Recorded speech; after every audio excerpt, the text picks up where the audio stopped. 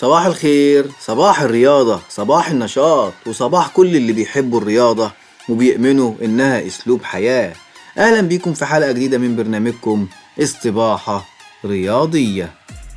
النهاردة معانا موضوع بيهم كل مدرب وكل ولي أمر، وأكيد كل طفل عنده حلم يكون نجم رياضي كبير. هنتكلم عن واقع التدريب الرياضي في مصر والوطن العربي، المشاكل اللي بتواجه المدربين في التعامل مع البراعم والناشئين، والضغوط اللي بتقع على اللاعبين الصغار، وكمان ازاي الضغوط دي بتأثر عليهم وبتخلي بعضهم يسيب الرياضة بدري. كمان مش هنكتفي بالمشاكل، هنعرض معاكم بعض الحلول الواقعية اللي هتساعدنا نطور منظومة التدريب ونوفر بيئة رياضية صحية للأطفال.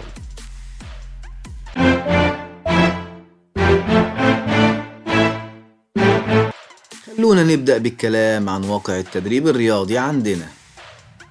الرياضة في مصر والوطن العربي مهمة جدا، لكن لسه في مشاكل بتواجهنا على مستوى التدريب. المدربين بيشتغلوا بإمكانيات محدودة جدا، سواء في الأدوات أو الملاعب أو حتى التأهيل الشخصي. عندنا كوادر بشرية في مصر وفي الوطن العربي قوية جدا، وممكن تطور المنظومة بشكل كبير، لكن إعدادها مش واخد حقه الإعداد الكامل المناسب لهذه المنظومة الرياضية. في بعض الأحيان بنلاقي التركيز الكبير على النتائج بدل ما يكون على بناء اللاعب، وده بيأثر على المدى الطويل. المهم إن احنا نركز على بناء اللاعب، مش النتائج، مش الفوز، مش الخسارة، مش هو ده الأساس.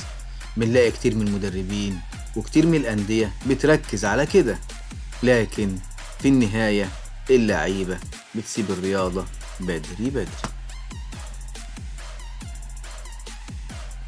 المشكلة كمان إن الرياضة المدرسية عندنا ضعيفة، وده بيخلي الناشئين يدخلوا الأندية من غير ما يكون عندهم الأساسيات اللي بتساعدهم يبدأوا بشكل قوي. عندنا مشكلة كبيرة في المهارات الحركية، عندنا مشكلة كبيرة إن احنا ندي الولاد المهارات الطبيعية وبعدين المهارات الحركية عشان نخش على المهارات الأساسية. كل ده عندنا فيه مشاكل. إزاي نعمل كادر يقدر يدي هذه المحتويات الفنية اللي هتخلينا نصل للعالم؟ طب تعالوا نشوف المشاكل اللي بتواجه المدربين مع الناشئين.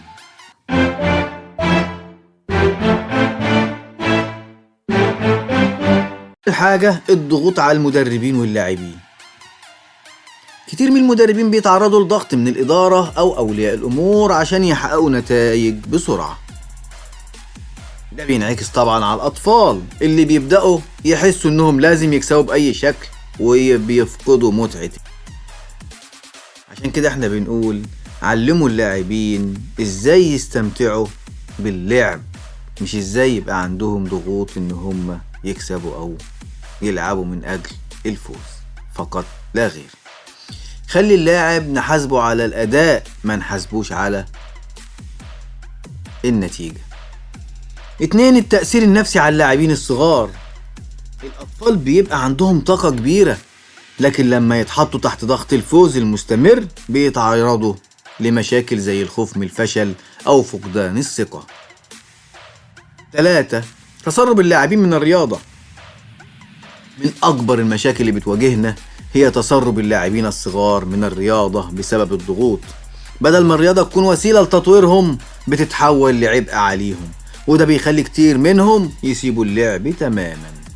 لو احنا شفنا كتير من الأندية الكبيرة فيها لعيبة بتلعب في البراعم، وأول ما بيوصلوا ل 14 و 15 سنة بيسيبوا الرياضة من الأساس، وده بيبقى بسبب حاجات كتير جدا جدا، أهمها الضغوط اللي احنا بنلعب من أجل الفوز.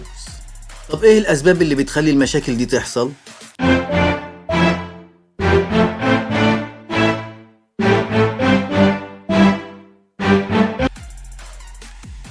أول حاجة ثقافة النتائج السريعة. في بعض الأندية بيكون الفوز أهم من تطوير اللاعبين وده بيخلي التركيز كله على البطولات بدل ما يكون على بناء الشخصية الرياضية. كتير من المدربين بيخشوا دوري عشان يبدأ يقول إن أنا فزت وهو بيبقى في مراحل سنية زي البراعم عشان يقول للناس ان انا فزت، عشان يجيله ناس تانية ويجيله لعيبة تانية، في حين ان هو مفيش اصلا اي محتوى فني، هو كله كلام. لكن الاساس ان المدرب الصح، المدرب الذكي، المدرب المجتهد، المدرب اللي احنا عايزينه يكون موجود في وطننا العربي، ان هو بيكون بيطور من اداء اللاعب، بيحفز اللاعب، بيكون سند للاعب، وبيطور من مستواه الفني والنفسي والاخلاقي. 2. نقص الامكانيات، سواء الامكانيات المادية او التدريبية، ده بيخلي المدرب يواجه تحديات كبيرة في تطوير لاعبين. الامكانيات المادية ممكن ان احنا نشوف البديل، زي ما عملنا قبل كده ورش عمل مع استاذنا المرحوم الدكتور مفتي ابراهيم. عملنا ملتقيات على اساس ان احنا بنشرح الاداء بالتكنولوجيا، وبعد كده ازاي نعمل على مثلها تمرينات في التدريب بدون هذه التكنولوجيا وفقا للامكانيات المتاحة. وبالتالي احنا بنقدر نوجه العملية التدريبية الى الحديث بدون ادوات اذا لم تتوفر، واذا توفرت هيكون الانجاز افضل. عدم تأهيل المدربين نفسيا، دي 3 نقطة. كتير من المدربين مش بياخدوا دورات تدريبية في كيفية التعامل مع الاطفال او التواصل معهم او دعمهم نفسيا، وده بيأثر على علاقتهم باللاعبين. لابد ان المدرب حتى وان وصل ان هو محترف لازم يكون بيعرف يتعامل مع اللاعبين التعامل الامثل. بنلاقي مدربين هي وتيرة واحدة اللي بيشتغل بيها، ونلاقي المدربين ممكن ينجحوا بيها لكن مش هينجح بيها مع كل اللاعبين، هينجح بيها مع بعض اللاعبين. طب خلونا نطرح شوية حلول تساعدنا نحسن الوضع ده.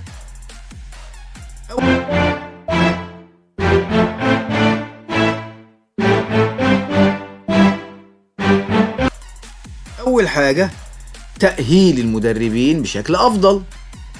لازم المدربين ياخدوا دورات تدريبية متخصصة في التعامل مع الناشئين، مش بس في الجانب الفني لكن كمان في الجانب.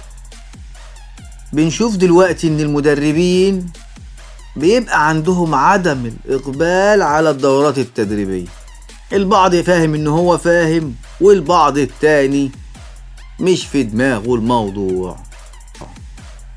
لكن في ناس عايزة تتطور، في ناس عايزة تاخد دورات وعايزة تشوف الحديث، هو ده المدرب اللي هيوصل. يبقى المدرب هو ذات نفسه لازم يدور على تأهيله.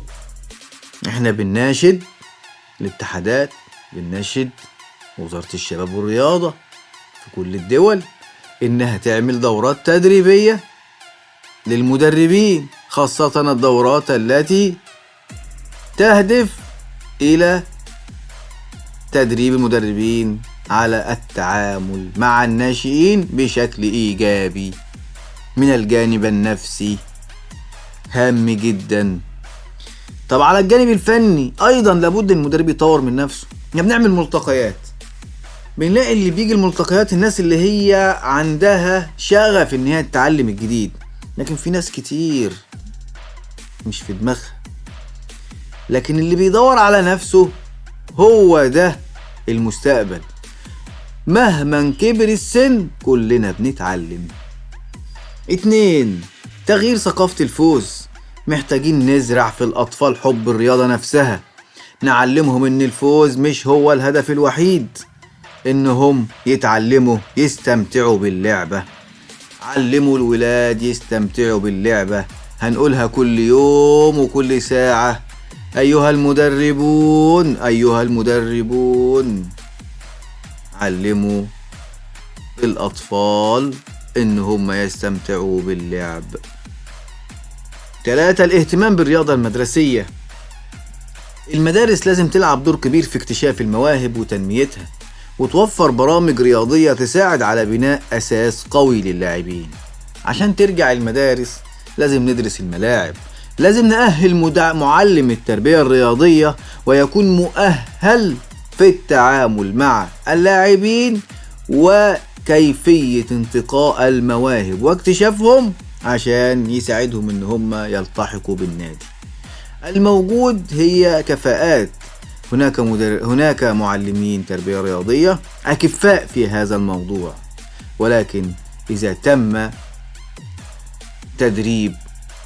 تدريب المعلمين على مستوى الدولة سيكون هذا الأمر كبير جدا في انتقاء وتوجيه اللاعبين للألعاب المختلفة بشكل علمي سليم. 4. التواصل بين المدرب وأولياء الأمور. لازم يبقى في تواصل مفتوح بين المدرب وأولياء الأمور عشان كل طرف يفهم دوره ويعرف ازاي يدعم الطفل من غير ما يضغط عليه. الاتنين لازم يمشوا في اتجاه واحد. لابد ان احنا ندعم ولادنا، ندعم اللعيبة الصغيرين اللي هم البراعم، اللي هم الأطفال. لابد ان احنا ما نضغطش عليهم. لو في مشكلة نحلها، المدرب وولي الأمر يحلوها مع بعض، مش يكونوا ند لبعض. ودي الأهم، وده أهم حل. وفي النهاية التدريب الرياضي مش مجرد تمارين بدنية، ده عملية متكاملة لبناء الشخصية وتطوير.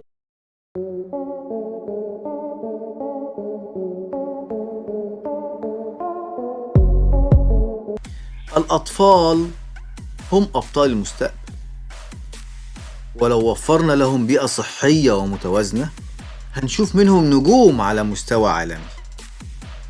يا ريت يبقى عندنا نموذج عربي يساهم في رفعة الرياضة العربية والحصول على الميداليات الأولمبية والحصول على كأس العالم في الألعاب الرياضية.